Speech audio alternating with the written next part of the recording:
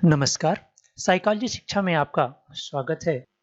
Intelligence व्याख्यान series के आज के इस व्याख्यान में हम लोग बुद्धि के स्वरूप, प्रकार तथा उनकी विशेषताओं के बारे में अध्ययन करेंगे।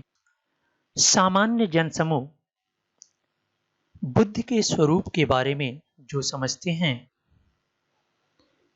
मनोवैज्ञानिकों द्वारा उससे बिल्कुल भिन्न ढंग से इसे समझा जाता है।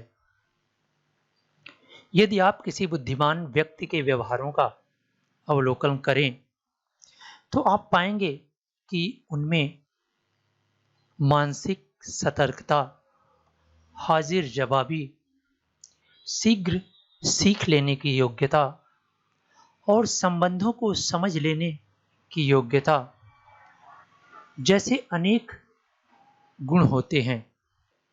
यह इस बात को स्पष्ट करते हैं कि व्यक्ति में सोचने, समझने, तर्क करने तथा समस्या समाधान करने की भिन्न योग्यता पाई जाती है। इस तरह से आप देखते हैं कि समाज में व्यक्तियों में पर्याप्त वैयक्तिक विभिन्नता पाई जाती है। क्या इस वैयक्तिक विभिन्नता का कारण बुद्धि को माना जा सकता है? इन सभी प्रश्नों पर यदि विचार किया जाए तो अवश्य ही बुद्धि के स्वरूप को स्पष्ट कर सकेंगे। इसके अलावा भी बुद्धि क्या है, इसके संबंध में और भी बहुत सारे प्रश्न जेहन में उठते हैं। हम यदि अगर इन प्रश्नों पर विचार करें कि बुद्धि क्या है, तो it is ability to think abstractly. क्या बुद्धि अमूर्त चिंतन की योग्यता है? अर्थात क्या हम अमूर्त चिंतन करते हैं, ऐसी चीजों के पर विचार करते हैं जो प्रत्यक्ष रूप से हमारे सामने उपस्थित नहीं होती है, क्या उसे बुद्धि कहेंगे? It is understand complex ideas. क्या यह जटिल विचारों को समझने की योग्यता है? क्या इसे शतरंज के विभिन्न चालों को समझने की क्षमता कहा जाए? या चेस में किसी एक चाल के बाद कितने चाल का विकल्प बनता है, यह समझा जाए? It is solve problem effectively. क्या यह किसी भी समस्या को प्रभावकारी ढंग से समाधान करने की योग्यता है? It is ability to write and speak clearly. क्या यह अच्छे विचारों को लिखने, नवीन विचारों को लिखने या अच्छे व्याख्यान देने की योग्यता है, नए विचारों को प्रस्तुत करने की योग्यता है? It is adopt to a novel situation. क्या यह विभिन्न नई परिस्थितियों में अपने आप को एडॉप्ट कर लेने की क्षमता है? How about knowing when you are wrong. आप कैसे जान पाते हैं कि आप गलत हैं? क्या इसको बुद्धि कह सकते हैं? Adopt effectively to the environment, यानी कि अपने पर्यावरण में प्रभावकारी ढंग से या अपने पर्यावरण के साथ प्रभावकारी ढंग से समायोजन करने की क्षमता है। इन सभी प्रश्नों समाधान की ओर अगर विचार करें तो अवश्य ही हम बुद्धि के स्वरूप को स्पष्ट कर सकेंगे, बुद्धि के संप्रत्यय को समझ सकेंगे, बुद्धि की संरचना को समझ सकेंगे। आइए इसके स्वरूप को और अधिक समझने के लिए कुछ मनोवैज्ञानिकों द्वारा दी गई परिभाषाओं का अवलोकन करें। टर्मन, जो कि बुद्धिलब्धि संप्रत्यय का सबसे पहले प्रयोग करने वाले मनोवैज्ञानिक हैं, उन्होंने बुद्धि के बारे में कहा, अमूर्त वस्तुओं के संबंध में विचार करने की योग्यता ही बुद्धि है। यानी कि अमूर्त वस्तुओं के संबंध में यदि हम स्पष्ट रूप से विचार करने में सक्षम हैं तो हमें बुद्धिमान कहा जाएगा। स्टर्न, जो कि बुद्धि लब्धि कॉन्सेप्ट को सर्वप्रथम देने का श्रेय जिसे है, के अनुसार नवीन परिस्थितियों के साथ समायोजन करने की योग्यता ही बुद्धि है। स्टर्न कहते हैं कि नवीन परिस्थितियों यानी नए परिस्थितियों के साथ समायोजन करने की योग्यता बुद्धि है। अब बुद्धि लब्धि कॉन्सेप्ट से इन दोनों मनोवैज्ञानिकों का नाम जुड़ा हुआ है, स्टर्न एंड टर्मन। स्टर्न बुद्धि लब्धि कॉन्सेप्ट को सर्वप्रथम सुझाव देने वाले व्यक्ति हैं, या कहिए तो बुद्धि लब्धि कॉन्सेप्ट को देने वाले मनोवैज्ञानिक स्टर्न है 1912 में। यानी कि 1912 में बुद्धि लब्धि कॉन्सेप्ट को इन्होंने दिया, जबकि उसका प्रयोग टर्मन महोदय ने किया।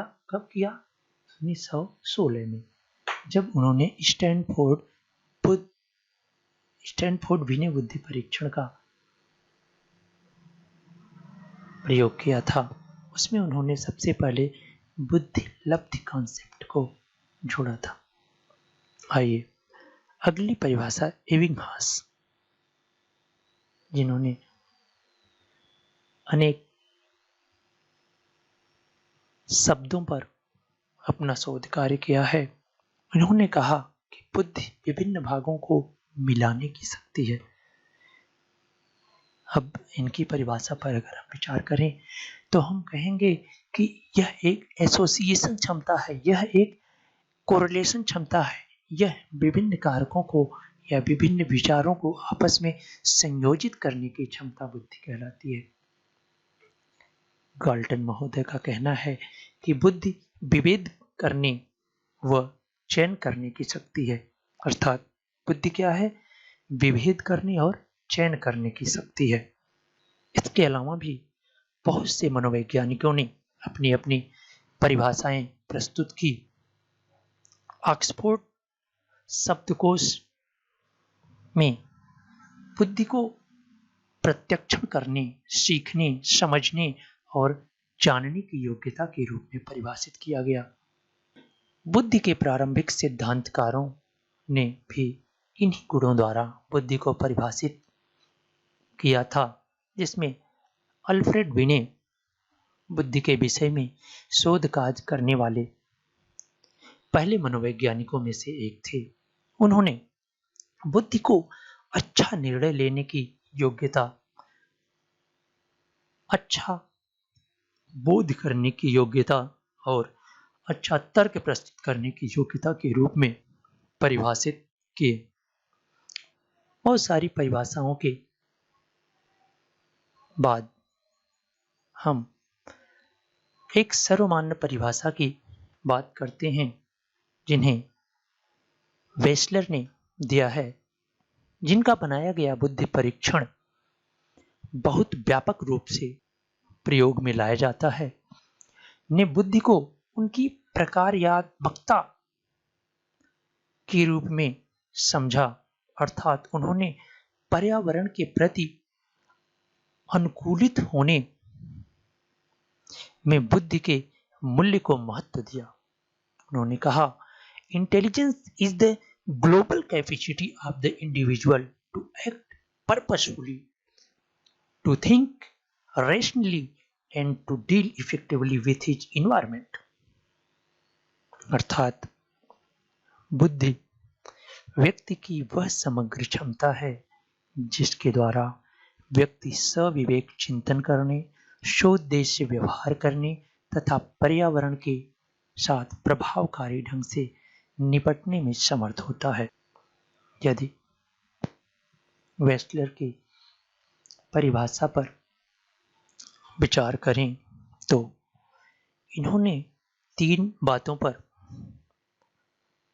फोकस किया, 3 बातों पर बल दिया, जिसमें व्यक्ति सविवेक चिंतन करता है, सो उद्देश्य व्यवहार करता है, यानी कि मनुष्य का व्यवहार हमेशा लक्ष्य ओरिएंटेड होता है, उद्देश्य पूर्ण व्यवहार होता है तथा वह पर्यावरण के साथ प्रभावकारी ढंग से निपटने में समर्थ होता है। आइए इन सभी परिभाषाओं को अगर हम एक परिभाषा में समाहित करने का प्रयास करें तो देखेंगे intelligence has been defined in many different ways such as in term of one's capacity for logic, abstract thought, understanding, self-awareness, communication, learning, emotional knowledge, planning and problem solving। अगर हम और भी दूसरे शब्दों में बात करें तो बुद्धि जटिल विचारों को समझने, पर्यावरण से अनुकूलन करने, अनुभवों से सीखने, विभिन्न प्रकार की घटनाओं में तर्क करने तथा विभिन्न बाधाओं पर विजय प्राप्त करने की योग्यता है। इन सभी परिभाषाओं को अगर हम ध्यानपूर्वक देखें तो हम स्पष्ट रूप से इस बात पर विचार कर सकते हैं कि बुद्धि किसी एक कारक का परिणाम न होकर विभिन्न कारकों या विभिन्न परिस्थितियों का परिणाम है, जिसे बाद में अनेक मनोवैज्ञानिकों द्वारा ने भिन्न भिन्न सिद्धांत प्रस्तुत किए। उन सिद्धांतों के आधार पर बुद्धि के स्वरूप को स्पष्ट करने का प्रयास किया और उन्होंने यह साबित किया, उन्होंने अपने अनुसंधान के आधार पर यह बताया कि बुद्धि की संरचना किसी पर्टिकुलर एक कारक या किसी एक विचारों या किसी एक चीज में समाहित नहीं की जा सकती है। बुद्धि बहुत सारे कारकों का योग है। उन सभी कारकों को मिलाकर हम एक साथ बुद्धि कह सकते हैं, अर्थात वे सभी कारक एक साथ मिलकर किसी व्यक्ति की बुद्धि का निर्धारण करते हैं। आइए हम अगर बुद्धि के प्रकारों की बात करें, हम अगर बात करें कि क्या बुद्धि के प्रकार भी होते हैं, टाइप्स भी होते हैं। हाँ, थॉर्नडाइक ने अपने शोधों के आधार पर इस बात को बताया कि बुद्धि के 3 प्रकार होते हैं, यानी कि थॉर्नडाइक ने बुद्धि के 3 प्रकारों की बात की। सबसे पहली जो बुद्धि उन्होंने बताया, मूर्त बुद्धि, अर्थात बुद्धि क्या है? मूर्त बुद्धि है। मूर्त बुद्धि का क्या तात्पर्य? यानी कि ऐसी बौद्धिक क्षमता, अगर हम मूर्त बुद्धि को परिभाषित करना चाहें, ऐसी बौद्धिक क्षमता जो मूर्त वस्तुओं के बारे में विचार करने, उसको सोचने, उसमें समझने की क्षमता प्रस्तुत करती है। यानी कि ऐसी बुद्धि जो राजगीर, इंजीनियर आदि में पाई जाती है। राजगीर क्या करता है? संरचनात्मक जो चीजें सामने है उस चीजों पर विचार करके मूर्त रूप में एक नई संरचना बनाता है। वहीं इंजीनियर भी अनेक ऐसी चीजों का निर्माण करते हैं, यानी एक ऐसे मूर्त चीजों के आधार पर निर्माण, विभिन्न तरह के निर्माण प्रस्तुत करते हैं। थॉर्नडाइक ने जो दूसरा प्रकार बताया उसे अमूर्त बुद्धि कहा गया। अमूर्त बुद्धि यानी कि ऐसी बौद्धिक क्षमता जो अप्रत्यक्ष रूप से सोचने समझने में समर्थ होती है। अर्थात बुद्धि ऐसी बुद्धि जो चीजों के सामने या मूर्त रूप न होने के बावजूद भी उसके बारे में स्पष्ट रूप से समझ सकने में समर्थ होती है, अमूर्त बुद्धि होती है। जैसे डॉक्टर, चित्रकार, मनोवैज्ञानिक। डॉक्टर के पास आप जाते हैं तो आप जब ही बताते हैं कि साहब हमको ये समस्या है, तो जब ही आप समस्या बताते हैं तो उसके वो अमूर्त रूप से उन चीजों को सोच सकता है या देख सकता है या चिंतन कर सकता है अपनी बौद्धिक क्षमता के आधार पर कि आप में अगर ये कारण है तो उसके पीछे शरीर के कौन से आंतरिक पार्ट्स में असंतुलन उत्पन्न हुआ है। उसी तरह अगर आप चित्रकार की बात करें, चित्रकार हमेशा अमेजिंग करके, हमेशा अप्रत्यक्ष रूप से चिंतन करके एक नई आकृति का निर्माण कर देता है। उसी तरह से जो मनोवैज्ञानिक होते हैं, मनोवैज्ञानिक आपके असामान्य व्यवहार के पीछे कौन से ऐसे कारक हैं, कौन से ऐसे कारण हैं जो आपके व्यवहार को प्रभावित कर रहे हैं, उस पर चिंतन कर सकते हैं। थॉर्नडाइक ने बुद्धि का जो तीसरा और अंतिम प्रकार बतलाया उसे सामाजिक बुद्धि कहा जाता है। आजकल सामाजिक बुद्धि